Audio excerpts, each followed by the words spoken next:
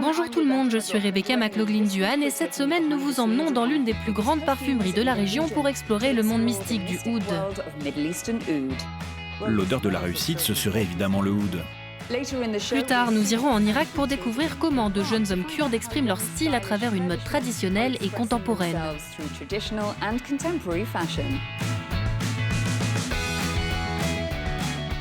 Mais tout d'abord, remontons le temps et découvrons l'un des plus vieux tailleurs royaux des Émirats arabes unis. Salim Essaïd est allé à la rencontre de l'homme aux commandes de cette entreprise familiale.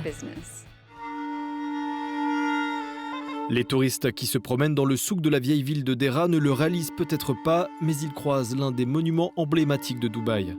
Cet atelier de couture, appelé National Tailors, est connu pour fabriquer des gandouras, une tunique traditionnelle portée par les hommes dans la région du Golfe. La boutique contient de nombreux vestiges du passé. On y trouve notamment des photos du fondateur de l'entreprise, Abdulrahman Al-Madani, rencontrant des chers, des membres de la famille royale, pour lesquels il affirme en confectionner des vêtements. Son fils Mohamed est désormais le PDG de l'entreprise. Il se souvient que la famille royale d'Abu Dhabi appréciait leur style vestimentaire. Nous nous trouvons dans le plus vieil atelier de couture de Dubaï et même de tous les Émirats arabes unis. Je me souviens, mon père disait que même la gandoura du cheikh Zayed, paix à son âme, avait été confectionnée ici. Ils venaient tous dans cet atelier. À la fin des années 40, le quartier d'Al Ras, au bord de la crique de Dubaï, est devenu le centre de la ville. Abdulrahman avait alors l'habitude de s'asseoir à l'extérieur de sa boutique et de coudre avec sa machine à pédales. Ses clients locaux et royaux traversaient la rivière pour passer leurs commandes. Les cheikhs étaient des gens bien. Ils venaient et disaient « Assalamu alaikum ». S'ils voulaient une gandoura rapidement, ils demandaient « Pouvez-vous faire une gandoura dans la journée ?» Et je répondais « Oui, ce sera fait ». Abdulrahman serait devenu le premier tailleur à confectionner une gandoura pour le cheikh Rachid Ben Saïd Al Maktoum, qui a dirigé Dubaï de 1958 à 1990. Et également pour son fils, le cheikh Mohamed Ben Rachid Al Maktoum, l'actuel gouverneur. Malgré son succès, Abdulrahman n'a jamais voulu que son fils Mohamed suive ses pas. Au contraire, il souhaitait que le jeune homme reçoive l'éducation que lui-même n'avait pas eue. Je me souviens, lorsque je m'asseyais sur la machine, mon père disait « Va-t'en, je ne veux pas que tu deviennes couturier ». Mohamed est devenu ingénieur, mais la couture coulait dans ses veines. Il a donc développé l'entreprise familiale, l'étendant aux magasins de vêtements modernes.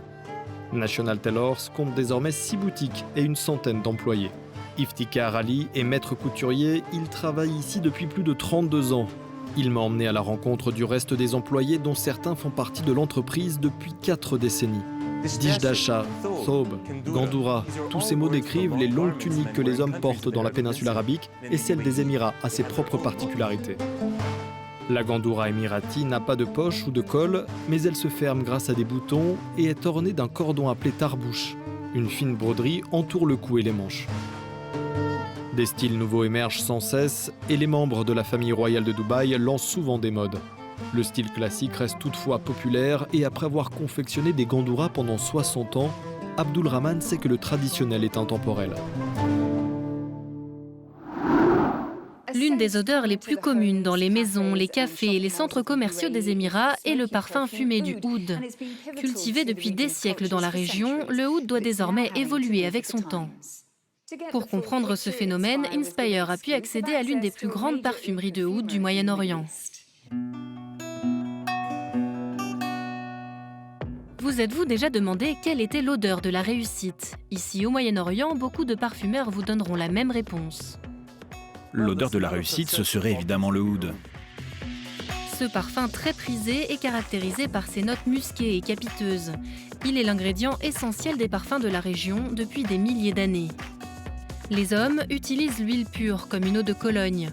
Les femmes, elles, imprègnent généralement leurs cheveux et leurs vêtements de l'odeur d'un encens appelé bakour. Depuis 3 générations, la famille d'Abdullah Emal vit du commerce du oud. Les gens disent que le oud parle à mon père, qu'il est capable d'identifier ses différents niveaux, ses différentes qualités, et je peux facilement dire que nous sommes tranquilles pour plusieurs générations. Abdullah estime que la popularité du oud ne faiblira pas malgré les parfums de synthèse moins chers qui inondent le marché. Le oud est en fait une résine produite par les agarwoods, des arbres originaires d'Inde et d'Amérique du Sud, et son extraction coûte cher. 1 kg de bois de oud ne produit que 1 ml de résine et un flacon de 12 ml de parfum de oud coûte environ 3 000 $. Pour répondre à la demande, Ajmal importe plus de 40 tonnes de bois de oud chaque année et sa fabrication est longue et difficile. Cela en vaut la peine parce que l'amour du travail, c'est l'essence de tout ça. Dans la parfumerie, on est constamment en train d'apprendre. On doit être patient et passionné. Abdullah, j'aimerais que ces images puissent retranscrire les odeurs. Il y a un parfum fruité, fumé et poivré dans l'air. Mais comme personne ne sent les mêmes choses, comment interprétez-vous le oud ? Nous sentons tous les deux la même chose, mais certains bois ont des senteurs fruitées. Les Indiens, par exemple, ont tendance à être plus terreux. Les versions d'Extrême-Orient sont plus fumées. Ce sont des différences subtiles. Mais évidemment, pour le client, ça fait une énorme différence. Les Émiratis préfèrent les ouds d'origine indienne, alors que les Saoudiens préfèrent ce que nous appelons le Kambodi, qui est plus extrême-oriental. L'odeur du oud dépend de nombreux facteurs. L'origine du bois, s'il est sauvage ou cultivé, et même la durée de la purification. Celle-ci s'effectue à des températures très élevées dans des cuves sous pression. De grands parfumeurs internationaux ont commencé à intégrer le oud dans leur gamme afin de cibler le public du Moyen-Orient. Ali Al-Jaberi est un ingénieur chimiste et un parfumeur émirati qui fabrique ses parfums en France. Il estime que cette fragrance répond bien à l'évolution des goûts des consommateurs. Ses clients locaux recherchent de plus en plus des parfums uniques et personnalisés auprès de petits producteurs. J'imagine qu'aujourd'hui, la parfumerie de niche est une tendance mondiale, et surtout dans cette région. Ici, la croissance est vraiment spectaculaire et ça attire même de grandes entreprises. La parfumerie de niche, ce sont des marques qui se consacrent aux parfums de qualité. Elles sont très petites, elles n'ont pas un gros budget, mais tout réside dans la qualité des parfums. Ali entend faire évoluer la parfumerie. Il estime que le mélange d'ingrédients locaux tels que le oud avec des saveurs étrangères est la voie à suivre. J'adore la vanille. Elle se marie très bien avec les parfums orientaux. C'est comme un doux parfum venu d'ailleurs. Vous ne pouvez jamais vous tromper avec cela. Ali aspire à réinventer le oud, mais toujours dans le respect de son héritage. J'ai grandi dans une culture où les parfums, les encens et les huiles ont une place importante.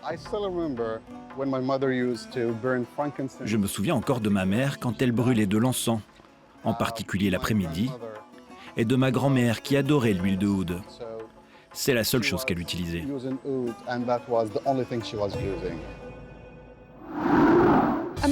Dans le nord de l'Irak, un club de mode masculine gagne du terrain et compte désormais plus de 91 000 adeptes sur Instagram. Rosie Lee Thompson a enquêté sur cette communauté appelée Mr. Erbil, aussi connue sous le nom de Club des Gentlemen Kurdes pour tout ce qui touche au style.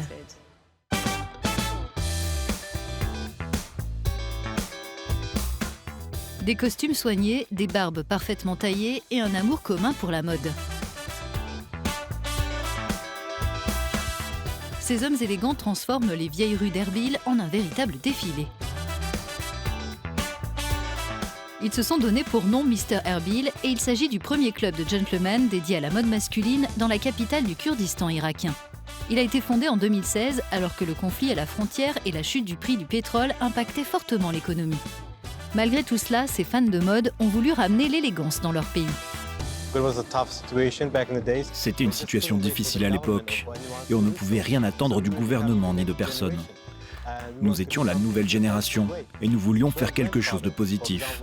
Nos grands-pères, quand ils allaient boire un thé ou qu'ils allaient dans le bazar, étaient toujours bien habillés. C'est dans notre culture, mais malheureusement, ça a été un peu oublié. Alors on essaie de faire revenir ce patrimoine au sein de notre société. La page Instagram de ce groupe d'amis a rapidement atteint les 91 000 abonnés, transformant ces jeunes hommes en véritables icônes de mode. Je veux que les gens réalisent que l'on peut vivre la vie qu'on désire. Peu importe la situation, peu importe où l'on vit, on peut vivre comme on le souhaite. Les gentlemen de Mr. Erbil entendent fusionner leurs costumes modernes et sur mesure avec leur héritage kurde traditionnel. Et c'est ici, dans cet ancien souk, que leur inspiration prend vie.